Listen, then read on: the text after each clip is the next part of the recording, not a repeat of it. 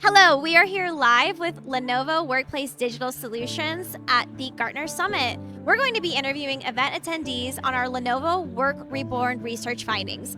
And for each person we bring, they're going to have to pick a card, just like this, hear an amazing fun fact about how we are innovating in the marketplace, answer the question, and have a great conversation. And let us know if any of these fun facts sound interesting or surprise you in any way. Leave a comment below. All right, let's get started.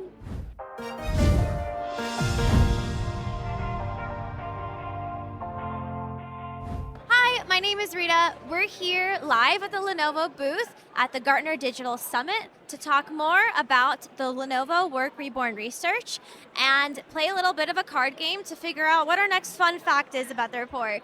Today, I'm here with a special guest to do just that. Can you tell us your name and the company that you work for? Hi, my name is David Badolato. I'm the Information Security Officer for Citizens Trust Bank in Atlanta. Okay. Well, thank you so much, David, for taking 5 minutes of your time today to play this little card game with me. There's no really points to it, but I just think it's kind of fun. So I'm going to have you pick a card. All right, and we'll go with... Let's see what category you got. Okay. AI and the future of work. It's kind of like Jeopardy, but you don't win like $1 million at the end. Shucks. You might be able to win a monitor, though. We are doing a giveaway for that. Great. So anyways, let's get into the fun fact. So the Lenovo Work Reborn report states that generative AI adoption has been mostly ad hoc or user-driven rather than enterprise-led, just overall from who we've been talking to. What do you think needs to change for AI to drive true workplace transformation?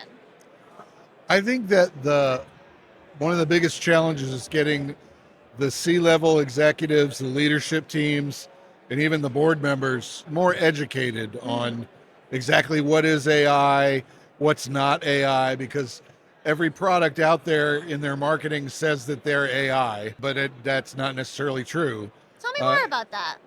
There's a big difference between generative AI or robotic process automation or machine learning or Right. LLMs. All of that, there's a lot of complexity, and just understanding what is actually exposed when you implement AI or Gen AI is something that it's hard to get that concept across to non-technical people.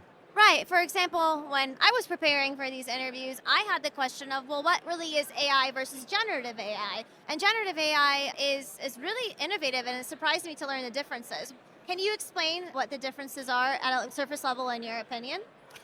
Well, like generative AI is using a little bit more of the intuitive. It has a limited learning model attached to it, so it can take answers that you've given it or feedback that you've given it. It's not just like Siri on your iPhone. Right.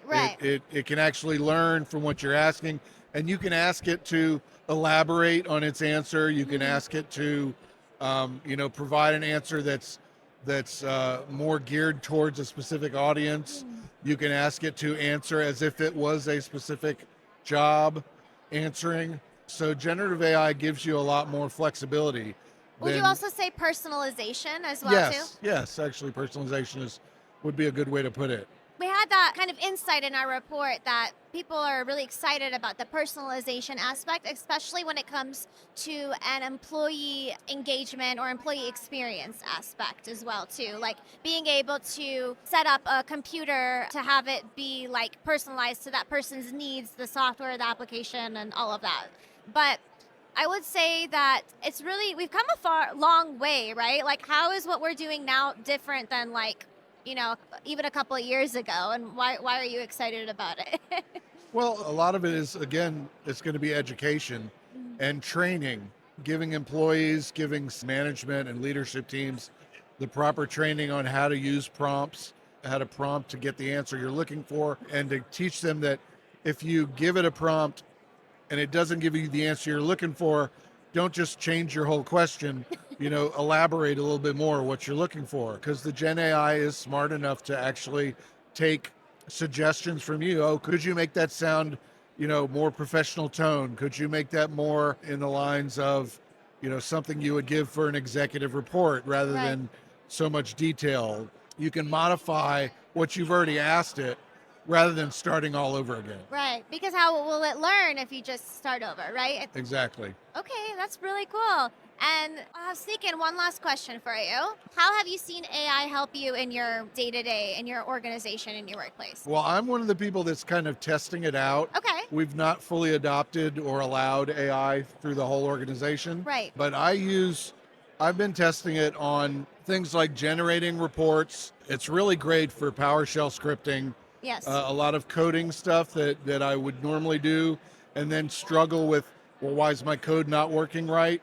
A lot of times you can say, why is this code not returning the answer? Or you can even say, generate a script for me that does this, Wow. and it'll give you a starting point, or sometimes it'll just give you the answer straight out.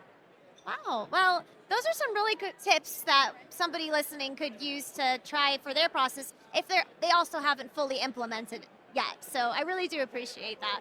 All right. But yeah, that basically wraps it up for a little mini interview. Thank you so much for joining me today. If this fact is interesting to you and you want to learn more about the report and some of the statistics that we have, make sure to follow us as well. For all of you who are watching, this is just part 1 of our 4-part research series. So definitely excited to keep the conversation going. So appreciate your time today. All right. Thanks, Rita. Thank you.